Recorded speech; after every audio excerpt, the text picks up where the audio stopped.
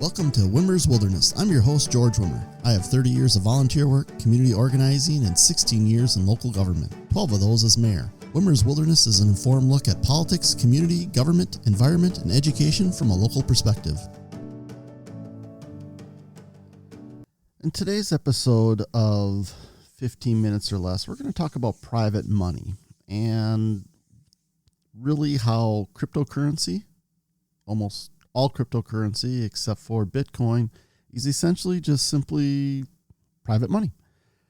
So back in the mid 1800s, there was a gentleman who decided to proclaim himself the Emperor of the United States.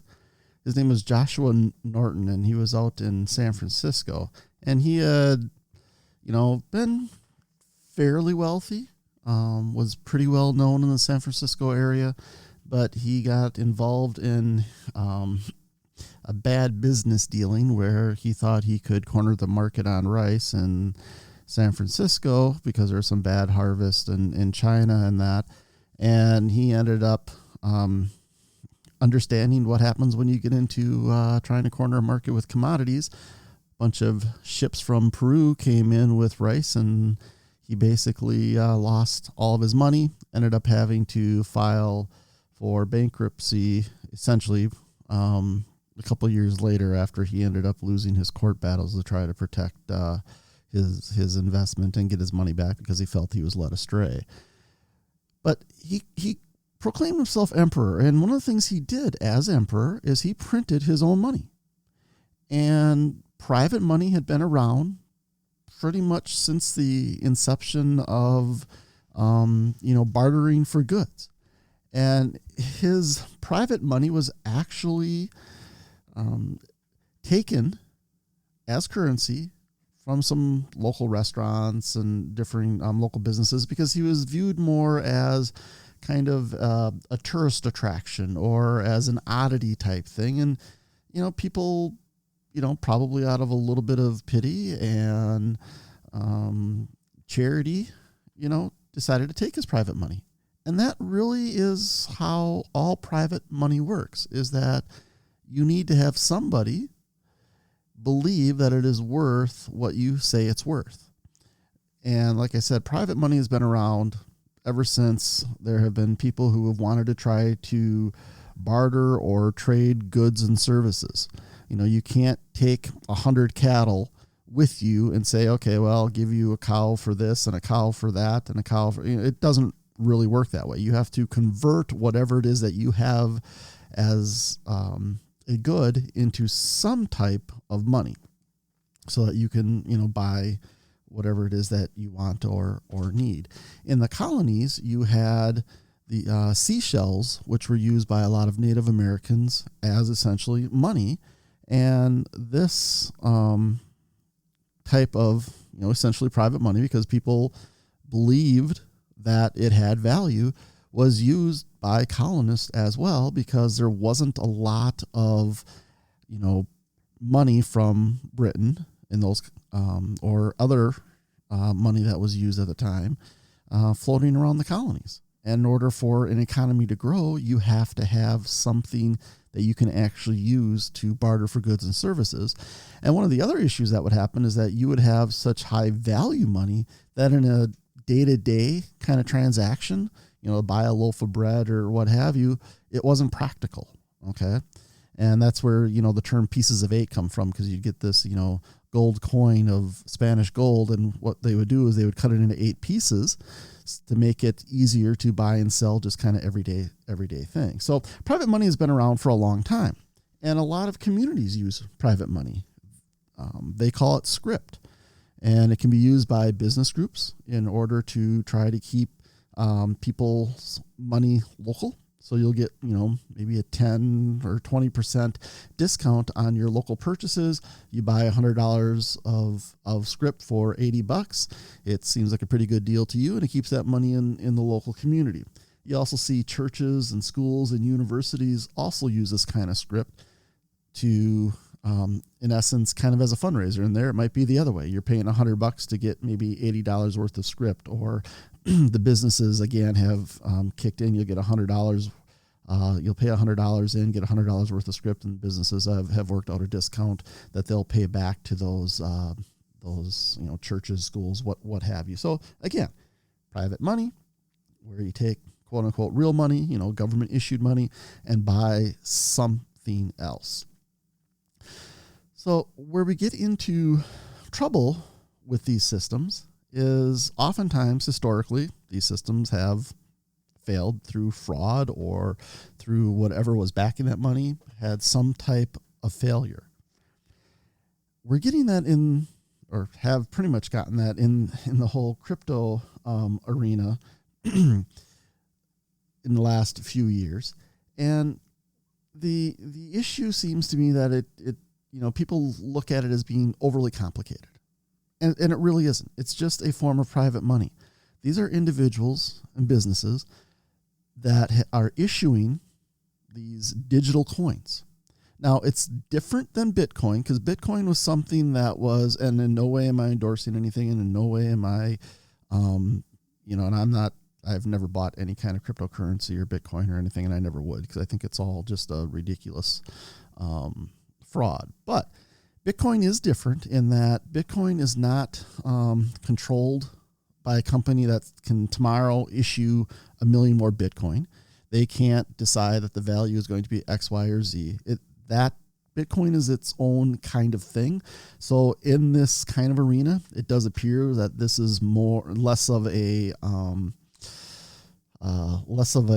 currency, or less of a security or stock type thing that's being put out by a company, and more of a commodity like gold. Now, the thing you have to remember about gold is, when you look at the value of gold, sometimes it'll be a couple $1,000s an ounce, sometimes it'll be a couple $100 an ounce. But if you go back a couple thousand years, and this is something that Warren Buffett always points out why he doesn't buy gold or get involved with those types of things, because the actual value of gold, about 2,000 years ago and today is essentially the same. It's not something that really appreciates in value. It has wild gyrations in its value at differing times in the world economy, but it's not something that really, in and of itself, brings you any more wealth over a long period of time. So back to this whole cryptocurrency thing. Now, one of the more confusing things are the fact that it's, on a blockchain. Okay, well, blockchain is a technology, again, it's been around for decades. Okay, it came into popularity when you started having cryptocurrencies being created, after the collapse of, really the housing market and banking, and seeing a lot of the fraud in the system. That, gosh, here's something that is supposed to be truly transparent, something anybody can check, something that nobody can really control. And so it's out there for everybody. It doesn't go through any banking institutions, any government regulations. Government can't seize your cryptocurrency, your Bitcoin, whatever it might be, right? So that was some of the appeal. Now, it has great appeal for people who want to engage in criminal activities, people who want to hide how much money they're making to hide from taxes, all those types of things. But it really isn't anything new, and blockchain technology isn't anything new. And blockchain technology itself could have, being used in certain ways, could be a really nice positive. But cryptocurrencies, okay, and we'll take FTX because that's the latest big thing that has completely imploded. And as the person who's taken over has said, it's your basic everyday embezzlement and fraud. There's nothing new here. It's just that it's done digitally, right? It's done by, promising something and taking everybody's actual real currency, right? So what happens is you have these companies that issue a coin. And anybody who's watched The Office, think of Schrute Bucks and Stanley Nickels, right? So, and this is what companies do. Dwight Schrute in The Office, he decided to reward employees in a pretty ridiculous way, but he created Schrute Bucks, and he gave it a ridiculous monetary value, and decided to use that as a way to try to motivate people. Well, that's really all crypto businesses are doing. They're creating their coin, And there's, thousands of different coins that have been created, and probably, unfortunately, 1,000 more that will be created. So if I decide to create a coin, right, and say, okay, hey, my Wimmer's Wilderness coin is worth $10. I've created 1,000 of them. So there's $10,000 worth of Wimmer Wilderness coins. Now, it's completely made up. It's backed by nothing. If I sell all of them and I raise $10,000, there's nothing stopping me from the next day saying, hey, I've created $100,000 more. Now I've completely destroyed the value of those first 1,000 coins that I put out there at $10 a coin. That's essentially every single cryptocurrency that's out there. Just about every single one. Where these companies can say, gosh, there's only going to be this amount, or there's only this amount right now, and it has this value.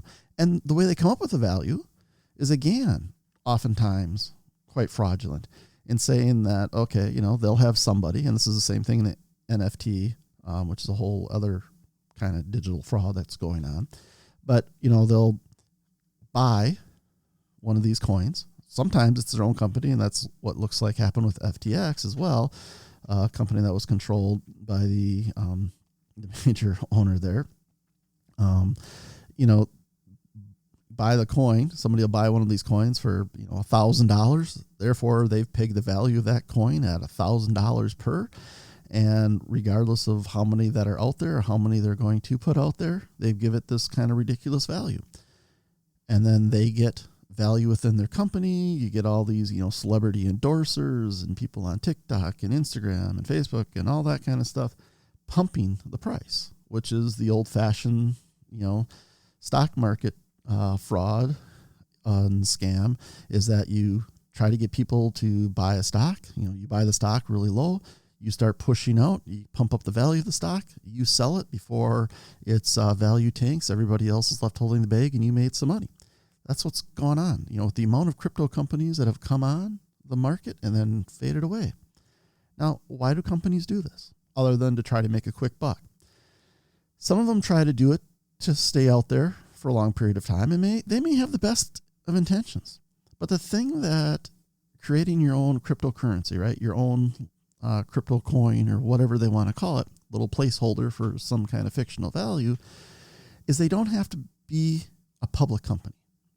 Meaning that they don't have to show what their revenue is. They don't have to show what their expenses are. They don't have to have public record of all of their stuff. So every public company that issues stock, and this is essentially what they're trying to do, right, is to issue, these Bitcoins are more to me like stock, where they're issuing something, saying it has this value. You buy it. You give them actual real money, right?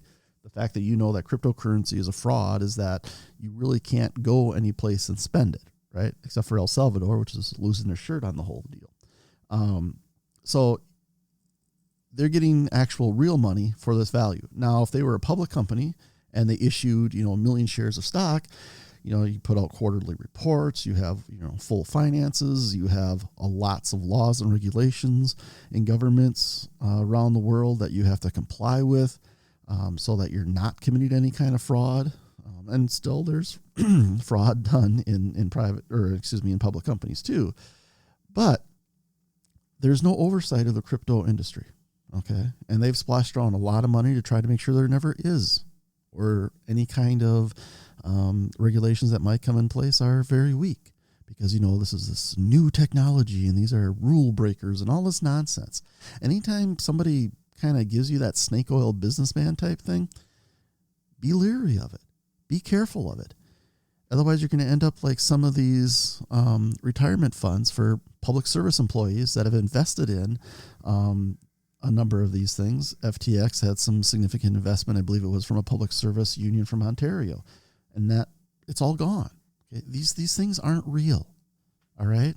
It's kind of like the Beanie Baby craze or baseball cards. Today you might think it's worth a ton of money. Tomorrow, it may be worth nothing. There's not a thing you can do about it. Thank you for joining us today. Help us spread the word by telling your friends, family, and heck, even your frenemies that they can find us on iTunes, Spotify, Luminary, iHeartRadio, Stitcher, Google Podcasts, TuneIn Radio. Pretty much anywhere you can find a podcast, you're going to find Wimmer's Wilderness. To learn more about us, go to wimmerswilderness.org. Make sure to follow us on Facebook, Twitter, and Instagram at Wimmer's Wilderness.